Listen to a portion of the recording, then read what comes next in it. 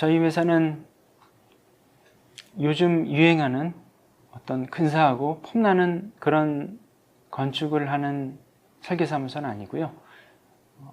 단순하고 명료하고 모더니즘에 입각한 그런 건물을 설계하는 회사입니다.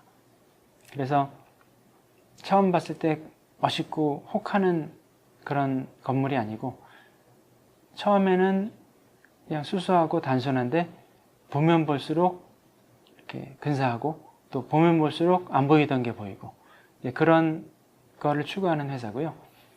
회사가 창립된 거는 10년 좀 넘었습니다. 2006년에 회사를 만들었고 저는 대학을 졸업하고 공관에 몇 년 있다가 일본에 있는 설계사무소에 좀 다녔고요.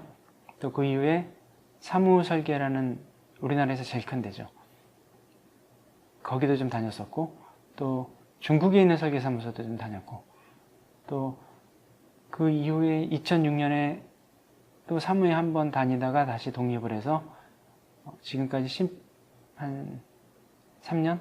14년 동안 주로 주택하고 또 조그만 건물들 또 근생 또 산부인과라고 그러죠. 여성병원을 주로 설계를 하고 있습니다. 또 그에 따른 뭐 인테리어나 뭐 이런 것도 조금씩 하고 있고요. 저희는 어떤 순간적인 영감이나 어떤 그런 어떤 이미지를 보고 영감을 얻는 그런 건물을 하는 설계사무소가 아니기 때문에요. 저희는 지금까지 제가 계속 지내면서 공부하고 계속 봤던 거를 대지에 가서 그거에 대한 어떤 느낌 또 그거에 대한 내가 이렇게 해야 되겠다는 어떤 생각에 따라서 안을 만드는 거죠. 어떤 영감을 받아서 만드는 그런 설계사무소는 아니에요.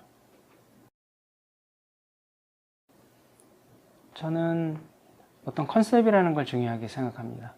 이 컨셉은 꼬르비자는 그럴 개념이라고도 표현을 하고 미스는 말대로 컨셉이라고도 표현을 했는데 그 두 단어가 서로 다른 단어인데 그 사람들이 그 단어를 설명하는 거는 거의 동일한 말을 하고 있어요.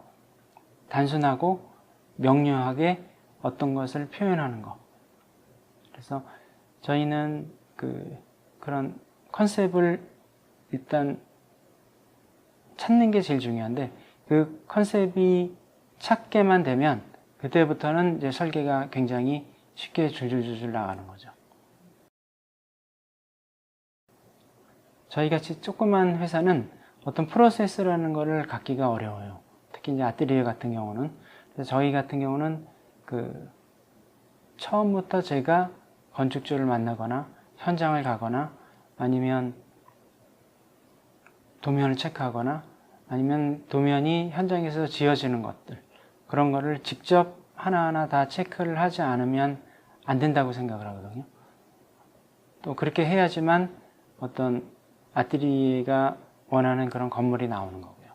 그렇기 때문에 저희는 특별한 어떤 프로세스는 없고 무조건 처음부터 끝까지 다 해야 된다. 네, 그런 식으로 건물을 짓고 있습니다. 제가 조금 전에 얘기했던 컨셉이랑도 똑같은 얘기인데요. 이 컨셉이라는 거는 이 건물이 어떻게 되지 않으면 안 된다. 어떤 기본적인 생각으로 건물이 지어진다는 것인데 그 컨셉이 된다 그러면 어떤 공간을 먼저 설계하는 게 아니고 동시에 다 나와요. 그러니까 주택이라고 해서 한번 예를 들면 거실을 먼저 설계를 하고 방을 설계하는 게 아니라 컨셉이 정해지면 모든 게 순간적으로 다 나오기 때문에요. 뭘부터 설계를 한다 그런 건 없습니다. 가장 기억에 남는 거는 부산에 지은 S주택이라는 상을 받았던 그 주택인데요. 보통 주택을 설계를 할 때 그 이쪽에서 제시하는 건축가가 제시하는 안을 그 건축주가 저는 뭐 이걸 이렇게 바꿨으면 좋겠고요. 저렇게 바꿨으면 좋겠고요. 그런 경우 굉장히 많습니다. 근데 그 S주택 같은 경우는 저희가 처음 초안을 보여드릴 때 그냥 그걸 오케이를 해버렸어요. 건축주가. 그래서 저희가 처음 초안을 가지고 그대로 설계를 진행해서 또 건물이 지어질 때도 하나도 바뀐 게 아니고 그대로 완공이 됐기 때문에 처음에 제가 생각했던 어떤 공간 구성이나 재료나 또 모든 게 그대로 지어졌어요. 그래서 가장 좀 좋은 주택이 됐고 또 이게 좋은 주택이라서 상도 받을 수 있었던 것 같아요. 뭐든지 옛날에 농담으로 학교 다닐 때 시험 볼 때 제일 처음에 쓴 답이 정답일 확률이 높은 것 같이 설계도 처음에 안을 딱 만들었을 때가 사실은 제일 좋은 안이 나오거든요. 그러니까 이거를 건축가뿐만 아니라 건축주도 보고 계신다면 건축가가 처음에 제시한 안, 그 안을 건축주가 선택하시는 게 제일 좋은 건물을 지을 수가 있을 것 같습니다. 일단 향후 계획부터 말씀드리면 이 건축 설계라는 분야가 이 경제적인 상, 그러니까 미술이나 이런 거는 자기가 그냥 방에 틀어박혀 가지고 그리거나 아니면 조각을 만들면 되는데 이 건축은 건축주가 의뢰에 의해서 설계가 시작되는 거잖아요. 그러다 보니까 향후 어떤 계획이라는 건 특별히 없어요. 대신 지금까지 우리가 했던 거를 계속 꾸준히 하고 싶다라는 생각밖에 없는 거고요. 그리고 도전하고 싶은 분야는 건축주가 그런 일을 저한테 맡겨줘야 되지만 저 같은 경우는 미술관 하고 싶어요. 미술관은 제가 지금까지 국내나 해외나 다니면서 좋은 미술관은 사실 많이 봤고 또 그걸 볼 때마다 나는 미술관을 하면 이렇게 해야지 라는 생각을 항상 갖고 있거든요. 그건 저뿐만 아니라 누구나 마찬가지일 거예요. 그러다 보니까 이제 누구나 건축가들은 마음속에 어떤 근사한 미술관을 가지고 있는데 저 같은 경우도 어떤 기회가 주어지면 좀 그런 근사한 미술관을 하고 싶습니다. 가장 기억에 남는 미술관은 사실은 어떤 이제 개인이 한 미술관. 그러니까 예를 들어서 어떤 저 같은 경우는 어디에 있는 어떤 미술관이 제일 근사해요. 이런 건 사실 없어요.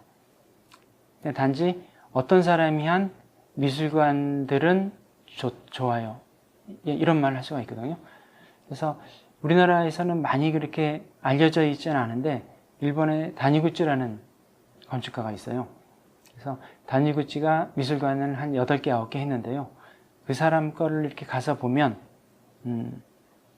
일반 요즘 뭐 잘 나간다고 얘기하는 안도다다오나 아니면 다른 어떤 사람이 한 것보다도 차원이 많이 틀리게 훨씬 좋거든요.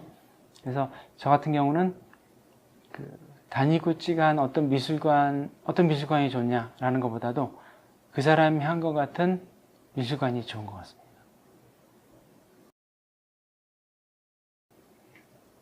저도 뭐 이렇게 훌륭한 아직 건축가가 된 상황이 아니기 때문에 후배들한테 뭐가 좋다, 넌 이렇게 살아라 이렇게 할 입장은 아니지만 제가 만일 한마디를 한다 그러면 너무 조급하게 생각하지 않았으면 좋겠어요. 그래서 모든 거를 지금 너무 조급하게 생각한다든지 아니면 빨리 잘해가지고 근사한 건물을 빨리 만들어야 된다든지 이런 생각을 하면 스스로 너무 막 중심을 잡을 수가 없고 이제 그런 상황을 맞닥뜨리게 되거든요. 저도 옛날에는 이제 그런 경우가 있었고요. 그래서 일단은 지금 우리 뭐 국내나 국외나 우리 선배들 중에 좋은 사례도 많고 굉장히 나쁜 사례도 많아요. 그리고 대부분 사람들이 아까 얘기한 것 같이 자기가 빨리 유명해지고 싶고 빨리 근사한 어떤가를 하고 싶어서 그거를 건축으로 표현을 해줘야 되는데 대부분 그걸 말로 표현을 합니다. 그러다 보니까 사람들을 현혹시키고 아니면 근사하게 보이게 하고 또 일반 사람들은 또 그렇게 근사하게 보이는 걸 좋아하거든요. 그렇게 하기 위해서는 이제 사탕발림 같은 소리를 하고 말도 안 되는 얘기를 하고 또 자기도 이해하지 못하는 얘기를 막 해요.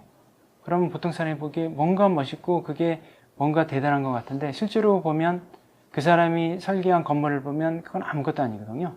그래서 그렇게 그 못난 선배들을 보지 말고 그 진짜 건물을 열심히 하는, 그게 꼭 우리나라 사람이나 외국 사람이나 상관없습니다. 그런 사람들을 공부하면서 좀 더 느긋하게, 또 건축이라는 게 운동이랑 틀려서 10대나 20대 판명이 되는 게 아니고 50대부터 보통 시작해서 60대나 70대, 요즘 80대까지도 사람들이 충분히 건축을 할 수가 있거든요. 그래서 그런 식으로 멀게 보고 차근차근히 준비해서 바로 승부가 나지 않는 게 건축이기 때문에 바로 그걸 좀 알고 좀 느긋하게 준비를 열심히 했으면 좋겠습니다.